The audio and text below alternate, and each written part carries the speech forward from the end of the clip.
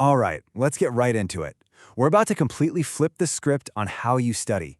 We're going to go from those long, frustrating hours to sessions so effective you'll feel like you found a secret cheat code for your brain. You know the feeling, right? You sit down at your desk, you've got your books, you're all ready to be super productive, and then, well, literally anything else in the world suddenly becomes way more interesting. It's like suddenly your phone is buzzing with must-see notifications, or your desk has never looked more in need of a deep clean. Or maybe you just find yourself staring at the ceiling, completely zoned out. And the worst part? You spend an hour reading the same page over and over, only to have your mind go totally blank the second you see the exam. It's a universal struggle for sure. But here's the most important thing I want you to hear today. This is not your fault. Seriously, it's not because you're lazy or because you're not smart enough. It's simply because most of us were taught to study the hard way, not the smart way. Because the truth is, there are actual science-backed methods that can completely change the game for you. And this quote just nails it. When you start using these techniques, it really does feel like you've unlocked some kind of unfair advantage. So, here's our game plan. We've talked about the struggle. Now we're going to dive into how to hack your memory, then master your focus, really engage with what you're learning, and finally claim that cheating advantage for yourself. First up, let's tackle the biggest enemy of studying, forgetting everything you just learned. This part is all about building a memory that's actually reliable. Okay, our first hack is a total game changer. It's called active recall.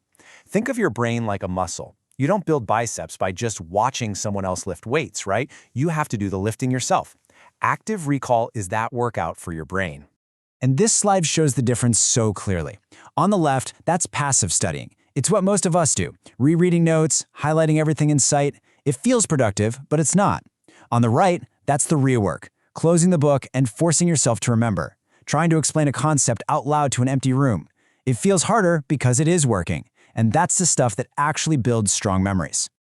Now get ready for a scary but crucial fact. This is what's known as the forgetting curve. It shows that within a single day, you can forget as much as 70% of what you learned.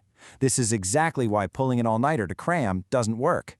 By the time you take the test, most of that info has just vanished. But don't worry, there's a perfect antidote. It's called spaced repetition. Instead of cramming it all in at once, you review the information in increasingly longer intervals, like on day 1, then day 3, then a week later. Every time you do this, you interrupt the forgetting curve and signal to your brain, hey, this is important, keep it. It's a simple tweak that makes a world of difference. Okay, so you know how to make facts stick, but what about actually understanding them? And how do you find the focus to learn them in the first place? That's what we're getting into next. Meet your new best friend, the Pomodoro technique. Here's the secret. Your brain isn't a marathon runner, it's a sprinter. It performs best in short, focused bursts. So you go all in, zero distractions, for 25 minutes. Then you take a 5-minute break to do whatever you want. This cycle keeps you fresh and prevents burnout, so you actually get more done. This next hack, this one is my absolute favorite. The Feynman technique is basically the ultimate test to see if you really understand something or if you've just memorized a bunch of words. Here's how it works, and it's brilliant.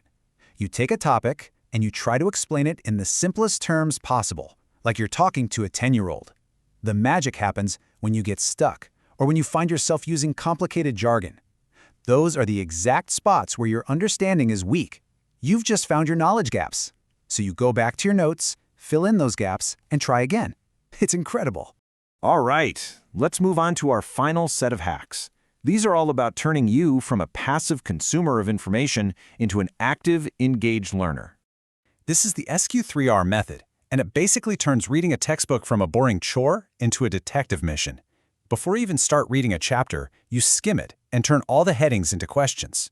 Now, when you read, you're not just passively absorbing text, you're actively hunting for the answers to your questions.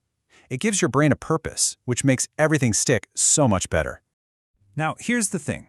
All of these powerful techniques, active recall, Feynman, all of them, they rely on one crucial ingredient, your focus. Think of your ability to focus as your learning superpower. But the problem is, it's incredibly fragile. And just how fragile is it? Well, get this. Studies show that it can take your brain up to 20 minutes to get back into a state of deep focus after just one tiny little interruption, one text message, one notification pop-up. Think about how many times that happens in a single study session. It's wild. So the solution is to create a digital detox. And look, this isn't about having superhuman willpower. It's about being strategic. You have to build a fortress around your focus. Put your phone in a different room. Turn off every notification that isn't absolutely essential. You have to protect your attention like it's the most valuable thing you own. Because when you're studying, it is. So, what happens when you put this all together? When you combine active recall with spaced repetition and use the Pomodoro and Feynman techniques all inside your distraction-free fortress? What does that new reality look like? This is the payoff. This is what it's all for. You learn faster, and you do it in less time. You remember so much more of what you study, and because you're so efficient, you actually have more free time to relax without that little voice in your head making you feel guilty. You finally realize that success was never about who could study the longest. It was always about who studied the smartest. So I'll leave you with this question. After seeing all of these incredible tools, which one are you going to try in your very next study session? Pick just one to start with, because that first step is all it takes to unlock this completely new and way faster way of learning.